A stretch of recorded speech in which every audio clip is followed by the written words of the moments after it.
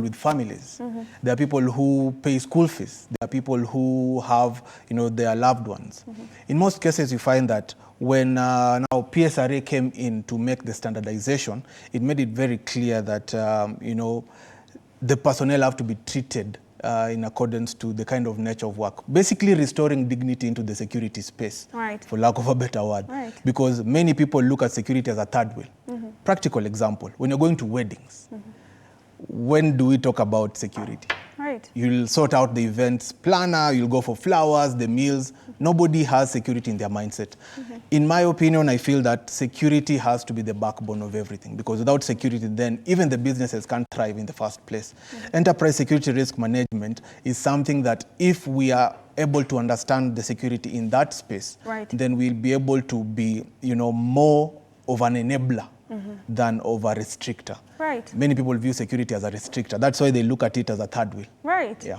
And speaking of enablers and enabling, Sunday, if you could just tell us, when it comes to the legalities, especially when it comes to representing these people, it's considered more of a minimum wage job. Do you feel like they're represented well, especially when it comes to remunerations? Thank you. In terms of remuneration, the legal framework surrounding it, as at the moment, is the wages order. Although the Director General Fazul has made a pronouncement via a legal notice number 2 of 2023, directing that the minimum wage be 30,000.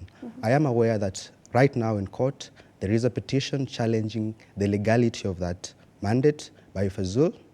Nonetheless, there are good intentions towards increasing the welfare of security firms. Before the show, we had a tete-a-tete with my friend here. And it concerned the case that is currently beholding the nation between Joey and the security guard. I've had a chance to look at the whole draft of the whole judgment, and you will find that the accused person, Joey, was a security guard, well-trained. And what led to his judgment, to his sentencing, was merely the evidence of a private security guard, a watchman, just identifying him as the main suspect and later the guilty person in the commission of the offense. Hence, it forms a critical part of the infrastructure of security in our country. Article 238 of the Constitution defines national security as the services that enable the protection of our property, both from internal and external interference. Therefore, improving the livelihoods of the people in the security sector is very important. Nonetheless, the procedure has to be followed. I will refrain from referencing the case that is currently live in court, because the rule of sub judice makes me shut my mouth sometimes. But nonetheless, it is important that their welfare be looked at, but it be done according to the law. In my perspective, the right person who has the mandate to improve the livelihoods of these people is the CS in charge of labor and social protection. That is the Honorable Florence Bore, I think so. Yes, it is. And pursuant to the Labor Institutions Act, that is section 46 of the Act, it enables her to raise the wages order. That order has not yet been amended. And Fazul came with a good perspective to improve the livelihoods of these people.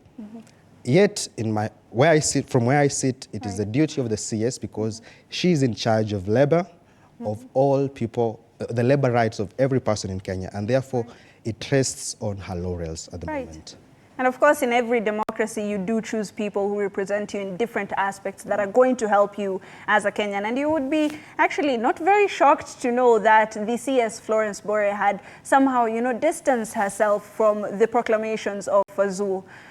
And now I have to throw it to you, Kingsley. When it comes to the welfare of security, of course, there are different cadres of these people. We cannot just say it's a blue-collar job, dismiss it to, security guards that we see manning buildings. Do you feel like the welfare of security personnel is usually looked at? In my opinion, having been in this industry, I feel it leaves a lot to be desired.